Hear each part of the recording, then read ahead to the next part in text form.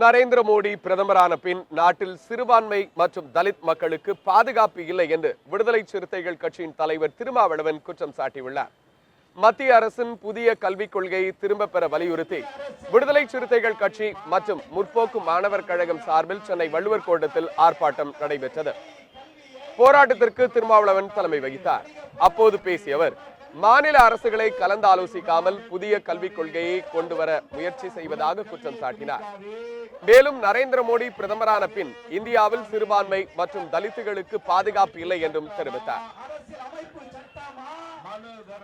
India முழுவதும் இப்படி சங் பரிவார் அமைப்புகள் வெளிப்படையான வன்முறை வெறியாட்டத்தில் களமிறங்கியிருக்கிறார்கள்.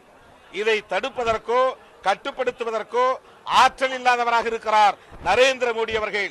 எனவே சங் பரிவார் கும்பலின் மக்கள் விரோத நடவடிக்கைகளை எதிர்க்க துணிவில்லாத அல்லது அதை தடுக்க வக்கில்லாத நரேந்திர மோடி அவர்கள் பிரதமர் பதவியில் இருந்து விலக வேண்டும் என்பது விடுதலை சிறுத்தைகளின் வேண்டுகோளாகும்.